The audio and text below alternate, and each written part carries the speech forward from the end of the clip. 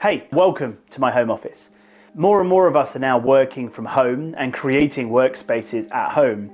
We're not always going to the office and we're not always spending time in the coffee shop working, and we have the opportunity to creative spaces at home. This is something I've always been fascinated by. Famously, Roald Dahl worked from his shed. Steve Jobs believed in ultra minimalism, and people have their take on where they can create space and how they can be creative in that space. And I want to take you through some of the decisions I make and why I made the space that I have. Now, this is never going to be my final office space, and it doesn't do everything I want it to do, but I'm getting pretty damn close to the tools that I want to use to be creative and build businesses and encapsulate them in a small available space. So I've started this series to talk about the tools we use, the spaces we work in, and how we can get closer to get that magic of getting in flow state and getting creative. So here we go. When I was a kid, and still, I am dyslexic. And I had a teacher who would teach you to spell and write, and you had to write cursive. And when you got so good, you would be promoted from the pencil to the pen. I never got that pen. And it seems like for me, that has always created some kind of draw to stationery. And I put a lot of effort into the notepads I use and the pens I use and even the pencils. And today we're going to cover some of that stationery. We're going to focus on a pencil I've just had delivery of, and it's the Blackwing Pencil. Now, this is a premium pencil, and I was fascinated by it. It's used by a lot of really big names, directors, artists, the illustrator of Daffy Duck. It's featured in many areas. So these pencils work out at about $2 or $3 per pencil, and you get them in this wicked premium box.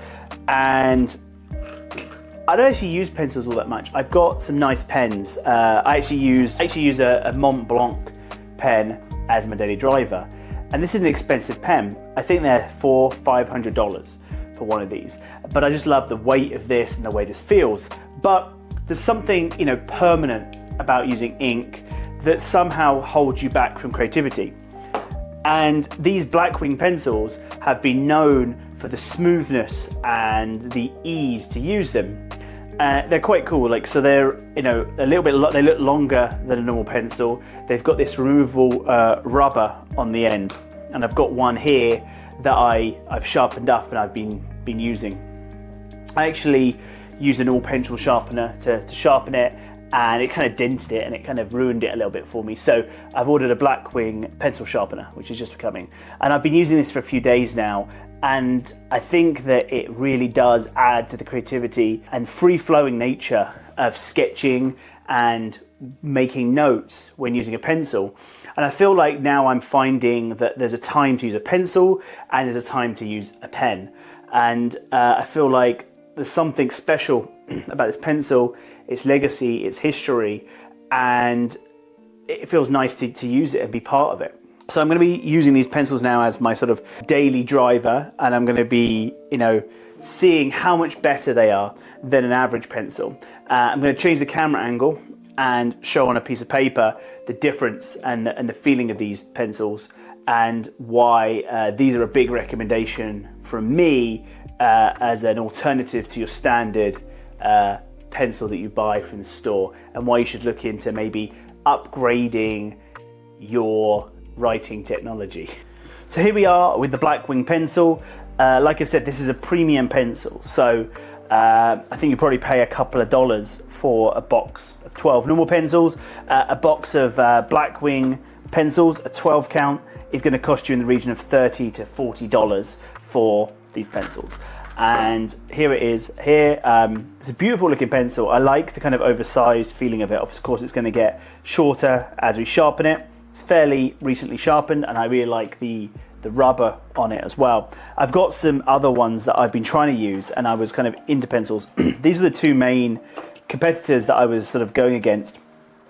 So this one here is actually a Moleskine pencil, and I thought that Moleskine would actually do a really good job with this. And I actually, because I really wanted pencils to work, I bought this little thing here. You can buy this from sort of like a stationery shop. I'm gonna make a ton of mess if I do this, but it's a way to just really get a better point on these things. But this is kind of like a carpenter's pencil, and it's okay. It feels a little bit messy, I'd say, and kind of too sketchy. and this is a 2B, and I just feel like it's fine for quickly writing things down, but it doesn't have that gravitas to it. Then I got this one here, which this is a company that normally makes pens, and they also make pencil. And this is actually why I bought this, because the nib on this is crazy thick, and it just